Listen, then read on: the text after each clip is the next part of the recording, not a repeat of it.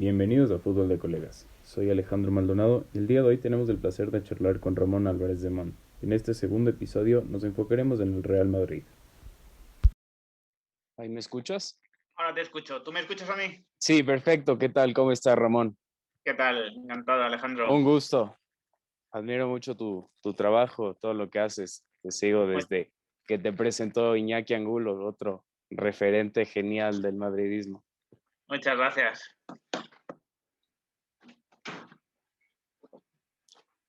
¿Qué tal? ¿Cómo estamos de tiempo para más o menos? Pues estoy bastante liado con el despacho, así que eso, más o menos eso, hay 45 y 50 como tarde tendría que acabar mi participación, porque después me tengo que meter en una cosa a las 10. Claro, entonces estamos de 30 minutos más o menos de tiempo. Eso es. Perfecto. Entonces, no nos liemos más. Te cuento un poco la dinámica. Es muy tranquila. Básicamente es una conversación entre ambos. No se genera ningún tipo de polémica. Las preguntas son bastante tranquilas. Como te había comentado, vamos a hablar del Real Madrid, Sí. que creo que hay mucho tema esta temporada. Y bueno, primero, cuéntanos un poco, Ramón, ¿a qué te dedicas actualmente? ¿Cómo empezaste en el periodismo? Pues la verdad que, bueno, tengo un perfil un poco poliédrico, ¿no? Me dedico a muchas cosas realmente. Mi ocupación principal es que soy asesor fiscal, tengo un despacho y bueno, por eso muchos de los vídeos tienen un componente económico porque, bueno, conozco la materia. La verdad que no he estudiado periodismo, he estudiado derecho, pero sí que es verdad que al final estoy ejerciendo como si fuese una especie de periodista desde hace años porque, bueno, a través de mi cuenta de Twitter fui ganando cierta relevancia, ¿no? Me empezaron a seguir muchos de los periodistas pues, que están en los medios deportivos españoles y uno de ellos, bueno, pues de hecho me dio la oportunidad de empezar a colaborar con Radio Marca hace 4 años, creo que ya, y empecé a ir a las tertulias de Radio Marca una vez a la semana, ¿no? Una tertulia que es a las 9 de la mañana. Y bueno, pues a partir de eso, bueno, pues fui aprendiendo un poco a comunicar, fui aprendiendo un poco el medio y fui conociendo a gente del mundillo. Y lo del canal surgió de una manera un poco natural, ¿no? Lo de abrir el canal. Fue algo que me reclamaba mucha gente por Twitter, que muchos amigos también me comentaban, y realmente no fue un lanzamiento muy planificado. Fue simplemente que publiqué un vídeo porque me apetecía dar una opinión sobre un tema en concreto y la gente se empezó a suscribir al canal, empezaron a apoyar el vídeo y casi me vi obligado, entre comillas, a tomármelo más en serio, así que ya, bueno, pues me puse a trabajar en un logo, en una imagen y en un todo, ¿no? Pero fue, digamos que muy amateur todo, desde el principio. Sí, yo ya empecé a ver tus videos, justo los primeros que subiste, porque me parece que cuando Iñaki te presenta en un video de su canal ahí, más o menos estaba recién empezando, me parece que no tenías muchos videos todavía. Claro, claro, llevaba, pues yo creo que el vídeo con Iñaki sale el 26 de diciembre y yo llevaba desde primeros de octubre, o sea, todavía eran 2 meses solo. Y es verdad que él en algún momento me había mencionado antes, en algún directo suyo y tal, pero sí, la primera colaboración fue ahí. Bueno, para nuestros oyentes que estén escuchando ahora el podcast de Ramón es una persona que yo, a mi criterio, es muy autorizada en cuanto a noticias del Real Madrid, justo como menciona, él va a un ámbito más profundo, quizás más de la parte financiera, más en cuanto a tácticas, cuestiones de fichajes, etcétera. Entonces, considero yo que en cuanto a noticias del Real Madrid, en esos aspectos que acabo de mencionar, es la persona indicada para informarse. Bueno, te quería preguntar para empezar algo entretenido el programa, una vez que escuchamos tu introducción, ¿cuál es tu opinión acerca del Real Madrid en la historia del fútbol? Porque creo que no podemos pasar desapercibidos cuando hablamos de la historia del fútbol o en general del fútbol sin mencionar al equipo más grande de la historia de este deporte. Entonces, cuéntanos un poco tu opinión. Bueno, lo acabas de decir, ¿no? Para mí es el equipo más grande de la historia de este deporte, por mucho que no fuese el primero en fundarse, ni de que sus primeros años fuesen sencillos, ¿no? Es un club que tiene un gen, ¿no? Tiene un gen especial y que ese gen estaba ya impregnado antes incluso de que empezase a ser el club más grande de Europa, ¿no?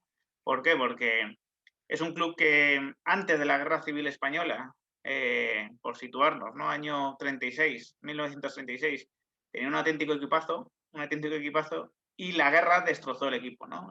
Hubo varios jugadores que acabaron en la cárcel, no sé si otros murieron, quedó destrozado. Wow. Y aún así fue un club que se consiguió levantar, ¿no? De esas circunstancias, que consiguió no descender a segunda a pesar de que tenía medio equipo mutilado o destrozado, y que es verdad que tiene un punto de inflexión en su historia con la llegada de Santiago Bernabéu, que fue un visionario, ¿no? Yo asimilo mucho a Santiago Bernabéu y a Florentino porque, si te fijas, siguen caminos muy paralelos. O sea, ambos vieron que tenían que cambiar el estadio, que tenían que hacer un estadio que perteneciese al siglo siguiente de alguna manera, ¿no? Florentino está en ello y Bernabéu lo hizo cuando tenía un mal equipo y cuando el estadio no se llenaba, ¿no? El estadio de Chamartín, que era antes del estadio. Sin embargo, él imaginó construir un Bernabéu con 100.000 personas dentro y que la gente entrase, ¿no? También fichó a los grandes jugadores de la época, igual que Florentino cuando llegó también. Y bueno, tienen visiones muy parecidas del Real Madrid. Ahí comienza, digamos, ¿no? Comienzan los motivos para considerar que el Real Madrid es el club más grande de la historia, ¿no? Cuando Bernabéu y Stéfano y otros tantos jugadores que estaban en la época, pues lo hacen absolutamente legendario, ¿no? Y después ese gen yo creo que se ha ido transmitiendo, en unos años mejor, en otros peor, pero siempre se ha transmitido ese gen de competitividad, de ganar, de ambición, ¿no? Y creo que eso es lo que le convierte el club más importante. Ya no solo el historial de títulos, que es el mejor, sino también, bueno, pues esa exigencia y esa grandeza que tiene y los aficionados que tienen en todo el mundo. No hay un equipo que tenga los mismos aficionados que el Real Madrid, ¿no? Es imposible. Así que Exactamente. en el top. Sí, sí. Bueno, justamente ahora hablamos un poco de la historia del Real Madrid, entonces quería preguntarte tu once histórico del Real Madrid. No sé qué formación vayas a usar, entonces Mira, ahí. aquí voy a hacer no es un poco de trampa, sino que es intentar ser lo más honesto posible con los oyentes, ¿no?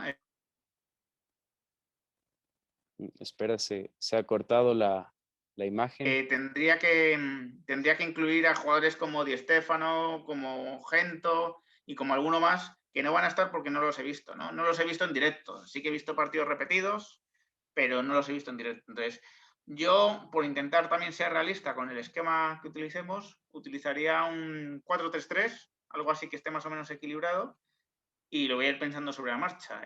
Portero, yo creo que el mejor ha sido Casillas, el mejor que yo he visto. Sin El más duda. decisivo, no el mejor técnicamente, no el más preciso, ¿no? Pero sí, desde luego, el que ha conjugado más cualidades o más factores y ha sido más decisivo, ¿no? Lateral derecho, que es la posición para mí más complicada, porque es a lo mejor la que tiene menos presencia, creo que elegiría Carvajal, ¿no? Por esas 4 Champions en las cuales ha sido muy importante y porque realmente no ha sido la posición más fuerte a nivel histórico el Real Madrid, ¿no? Por lo menos de lo que Sí. yo he visto. Está Michel Salgado, que podría ser un aspirante, está Chendo, pero realmente no es una posición donde haya habido auténticos jugadorazos a lo mejor, ¿no? Panucci, pero Panucci estuvo muy poco tiempo. Después, centrales, no tengo dudas, elegiría a Sergio Ramos y a Hierro, Sí, y además no sé decir quién es mejor de los dos. Lo de Hierro era una auténtica barbaridad. Tú eres más joven, sí, sí. pero Hierro era una auténtica barbaridad de jugador. Algo me he enterado que sí, una bestia. Era increíble. O Fenomenal. sea, tenía un nivel de conocimiento del fútbol, de colocación, vamos, era una jerarquía impresionante, ¿no? Y esa final de la séptima, pues el partido de Hierro es inmejorable, ¿no? Directamente. Y Sergio Ramos por razones obvias, ¿no? Yo creo que no hay que razonarlo porque debe estar ahí. Yo creo que sin ese gol de Lisboa, pues nada de lo que hemos vivido últimamente habría ocurrido, ¿no? Exacto. Directamente. Lateral izquierdo. Lateral izquierdo, entre Roberto Carlos y Marcelo, me quedo con Roberto Carlos. No por mucha diferencia, pero creo que Roberto Carlos cambió el fútbol directamente. Lo cambió y que fue un jugador, fue un jugador súper especial, ¿no? Marcelo también lo es, obviamente, pero es que Roberto Carlos era 2 jugadores en uno, ¿no? O sea, era un muy buen lateral izquierdo cuando estaba en posición, cuando recuperaba muy fácilmente por su físico, y arriba era como tener un delantero más también, ¿no? Entonces, le colocaría por encima. Después, en el centro del campo, digamos que el centrocampista defensivo sería Redondo. Redondo es otro jugador pues de una jerarquía increíble. Ya no es la imagen esa en Manchester, ¿no? Con esa famosa jugada en la octava, es que él dominaba el centro del campo entero. Era un jugador que podía controlar todo el centro del campo. Sí, alguna recopilación he visto. Claro, era increíble, una técnica increíble. Después colocaría a Modric y a Zidane. Creo que colocaría a Modric y a Zidane con ellos. Zidane es verdad que tuvo un paso más fugaz por el Real Madrid, ya llegó a algo más mayor, pero creo que hay ciertas cosas que hemos visto con él que no hemos visto con nadie. Es decir, fueron unos años donde no se podía jugar mejor al fútbol prácticamente, ¿no? Y él era el principal protagonista de eso, ¿no? Y ese gol de la novena, sin duda, también ha pasado a la historia del Una fútbol, volea ¿no? histórica. Y Modric, pues por razones obvias también. Creo que ha sido el mejor centrocampista de los últimos 20 años en Europa y que bueno, pues es que no hay ni por qué explicarlo, ¿no? Es fundamental en esta época gloriosa que tenía el Real Madrid. Sí. Y arriba colocaría... Arriba es más complicado, desde luego Cristiano, y no hay ni que explicarlo. Colocaría a Raúl también. Y el tercer delantero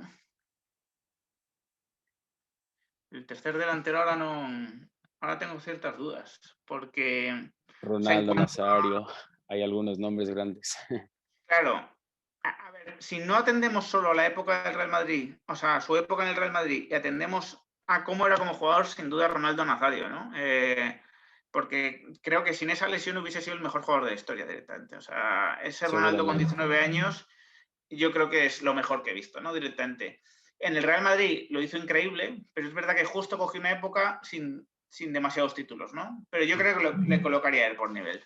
Sí, y por último, entrenador. Entrenador Zidane. Sí, Zidane. justo eso es el siguiente tema, te iba a decir. ¿Crees que los madridistas, bueno, algunos, por decir la mayoría, Zidane es muy infravalorado por el aficionado del Madrid? Sí, fíjate que yo soy el primero que en mi canal vengo diciendo en los últimos tiempos que creo que su ciclo con el Real Madrid ha acabado, ¿no? O sea, y me parece compatible defender absolutamente su trayectoria con el Real Madrid como entrenador, que me parece inmejorable, y creer que a lo mejor acabó su ciclo porque también el Madrid está en un cambio de ciclo de alguna manera, o se va a ver obligado a un cambio de ciclo, ¿no? Pero sí, yo creo que ha sido muy infravalorado, que se ha banalizado mucho su labor en el sentido de decir pues que no es un entrenador táctico, que es un entrenador, un alineador, ¿no? Que es como se le suele llamar a Zidane, que no juega nada el Real Madrid. O sea, una serie de barbaridades, en mi opinión, que obvian lo más importante, que es que con este hombre hemos ganado un título cada 20 partidos, creo que es la media, que Sí. es el segundo entrenador con más títulos de la historia del Real Madrid y apenas lleva, que 4 años llevará completos. Claro. Sí. Que además, bueno, pues creo que ha sacado el máximo rendimiento el año pasado, por ejemplo, una plantilla ya muy disminuida, sin Cristiano Ronaldo, con jugadores más veteranos. Es decir, yo todo eso creo que hay que reconocérselo y me parece ridículo pues creer que todo ha sido una cuestión de suerte, de la flor de Zidane y este tipo de cosas que se escuchan, ¿no? Y eso compatible con pensar que a lo mejor él está muy pegado a la generación anterior, una generación que tiene que ir dejando paso a la nueva y que a lo mejor no es el entrenador ideal para la siguiente fase, ¿no? Una fase en la cual el Real Madrid va a depender más pues, de sacar provecho de esos jugadores jóvenes que ha fichado por la nueva estrategia del club y en la cual Zidane a lo mejor no cree tanto, ¿no? En esa estrategia o le cuesta dar ese paso porque supone a lo mejor dejar de lado a ciertos jugadores, ¿no? A los que él les debe mucho, ¿no? Y les tiene mucho agradecimiento. Entonces, una cosa es compatible con la otra, yo creo. Sí. Bueno, para poner un poco en contexto de lo que estamos hablando a los oyentes, Zidane llega, me parece, en la temporada 15-16, Sí, sube del equipo juvenil del Real Madrid, sí, del porque Castilla. salía Carlo Ancelotti de una temporada donde no se había ganado ningún título, y bueno, se trae a Rafa Benítez. Rafa Benítez no cumple con las expectativas de lo que es el Real Madrid, que todos los años opta a ganar todo. Y bueno, se trae a Zidane y creo que el resto es historia pura del fútbol. Bueno, pasemos al siguiente tema por cuestiones de tiempo. ¿Ves al Real Madrid campeón de esta liga, de esta temporada, o es muy difícil? Depende de factores externos. Complicado. No sé cuándo se va a publicar el podcast, pero cuando lo estamos grabando, desde luego, el Atlético tiene un partido esta tarde, a las 7 de la tarde, muy Sí, importante, ¿no? Muy importante porque juegan contra el Athletic de Bilbao y tiene la posibilidad de ponerse con 8 puntos de ventaja sobre el Real Madrid y 6 sobre el Barcelona, ¿no? Entonces, claro, esta respuesta sería más precisa después de saber el resultado a ese sí, partido, ¿no? Porque evidentemente si pinchase, si se quedase con 6 de diferencia o con 5, bueno, pues veo más probabilidades, ¿no? De éxito que si ya saca 8 y ya hemos jugado contra el Atlético, ¿no? Entonces, yo sinceramente lo veo complicado. Lo veo complicado porque no solo tenemos que tener la mente en el Atlético, que es verdad que está empezando a fallar más y que se está dejando más puntos, sino también en un Barcelona que en los últimos 16 partidos de liga ha ganado 13 y ha empatado 3, ¿no? Y de claro, los últimos 11 ha ganado 10 y ha empatado 1. Es decir, ya no tenemos un solo rival por la liga, sino se ha incorporado el Barcelona, que tiene una tendencia muy buena en cuanto a resultados y que es verdad que tiene que pasar por el Alfredo Di Stéfano, pero bueno, quiero decir, está muy abierto, ¿no? La cosa entre los tres. Sinceramente, ahora mismo veo con menos opciones al Real Madrid que a los otros dos, ¿no? Pero es que a lo mejor esto en 2 semanas ha cambiado completamente, ya lo hemos visto muchas veces.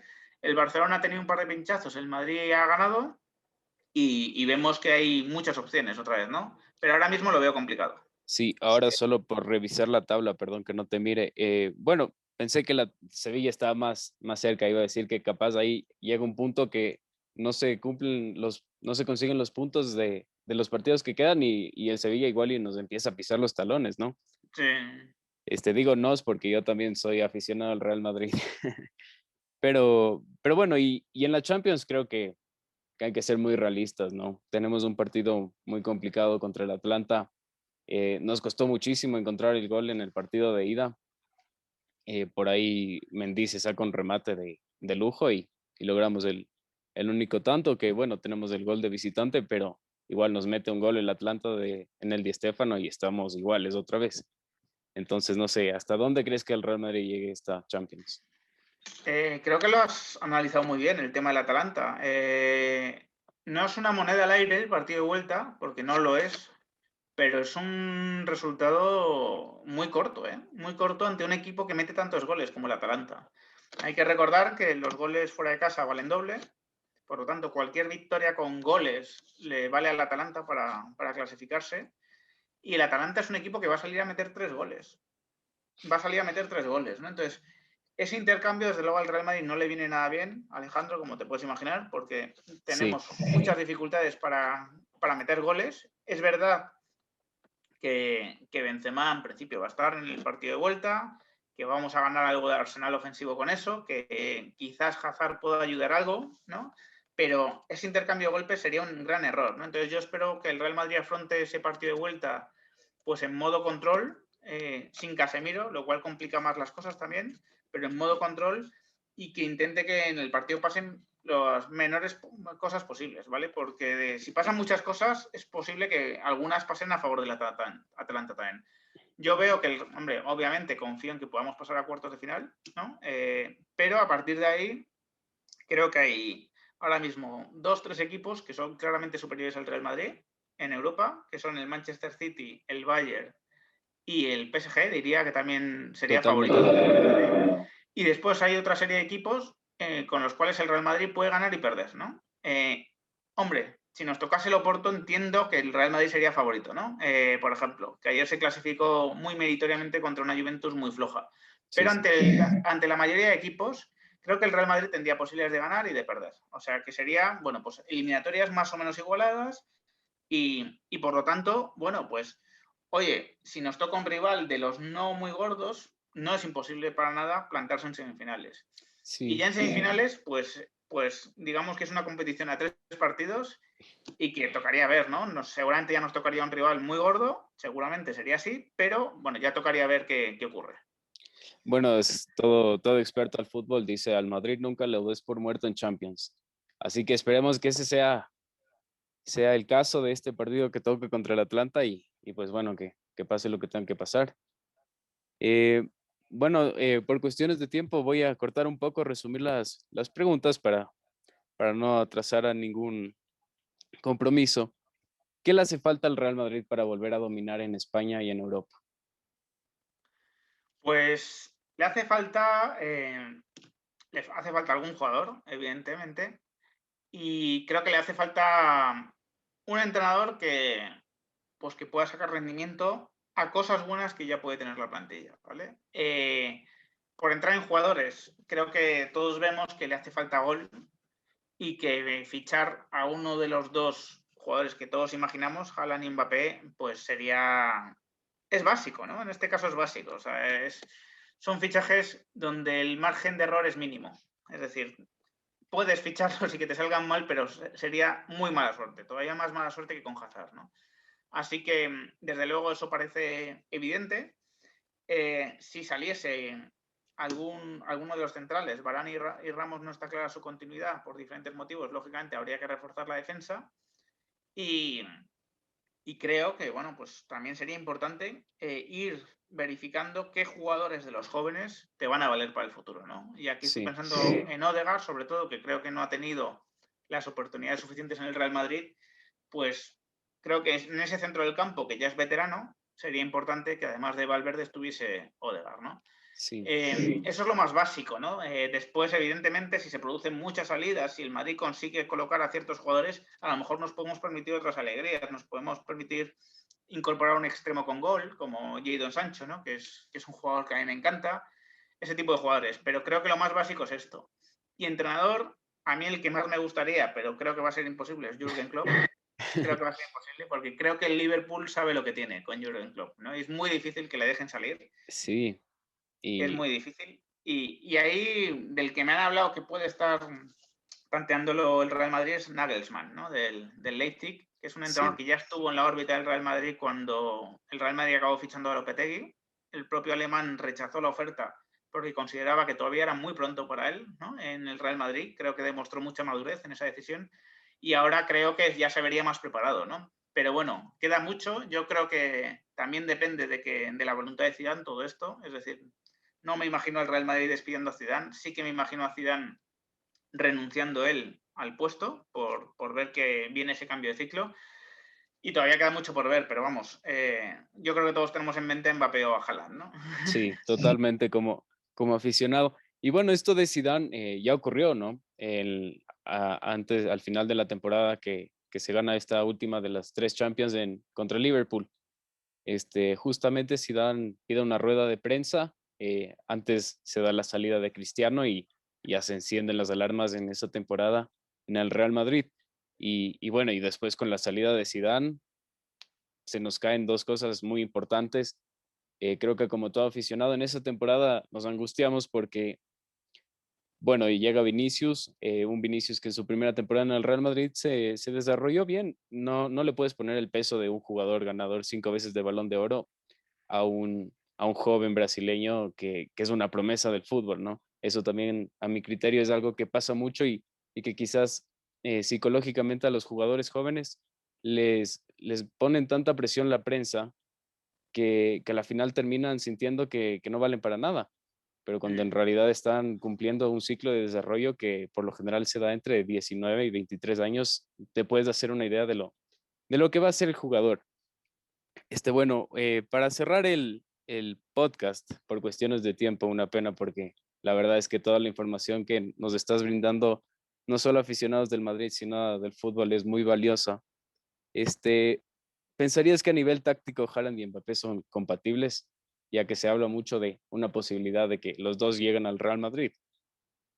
Son compatibles, por supuesto que son compatibles. Lo que pasa es habría que ver la compatibilidad de egos, ¿no? Más que Sí, la compatibilidad táctica. A nivel táctico son compatibles sin duda.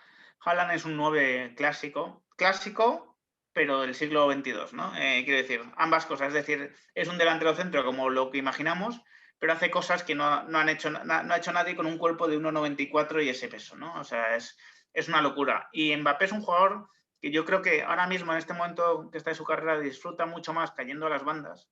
Él está jugando últimamente en la izquierda, pero en el PSG empezó en la derecha y creo que es un jugador de momento de 3 carriles, es decir, que puede aparecer por los 3 carriles, pero que su sitio natural de momento está en la banda, porque bueno, todavía no tiene como una de sus grandes cualidades recibir de espaldas, ¿no? Que es algo que cuando no juegas en la banda, pues te vas a ver obligado muchas veces a recibir de espaldas, no te van a permitir recibir en carrera ni de frente. y por lo tanto sí que son plenamente compatibles a nivel táctico, ¿no? Es evidente. A nivel de egos, ¿nosotros qué vamos a contar, Alejandro? Nosotros disfrutamos de Ronaldo, de Zidane, de Figo, de Raúl, de Roberto Carlos en el mismo Beckham. equipo. Beckham, por citar algunos, o sea, disfrutamos de ese equipo, ¿no? Y no hubo un problema de egos, aparentemente. Entonces aquí podría ser. Es verdad que ellos mismos ya parece que se van lanzando ciertos mensajes de como Mbappé metió 3, yo me motivé y viceversa. Pero ¿por qué no podrían encajar en el Real Madrid, ¿no? También a ese nivel, intentar de esa manera pues ganar títulos, que al final es lo que te da la gloria como jugador, yo creo, ¿no? Sí, bueno, ¿alguna pregunta que quieras hacerme para ya concluir el podcast? No te mencioné al principio, pero alguna duda, alguna cosa que me quieras hacer, siéntete libre. Nada, yo, vamos, lo primero, agradecerte enormemente, bueno, pues este rato que hemos estado charlando, enormemente, bueno, pues por tu disposición y bueno, también por dar a conocer de alguna manera el canal, gracias a esta entrevista o esta conversación que hemos tenido. Felicitarte por el trabajo que haces, que lo he podido comprobar en primera mano que, bueno, pues que está muy bien y que además creo que tratas muy bien el fútbol y que, bueno, que tus oyentes tienen que estar encantados y ojalá vayan creciendo también Muchas en gracias. comunidad.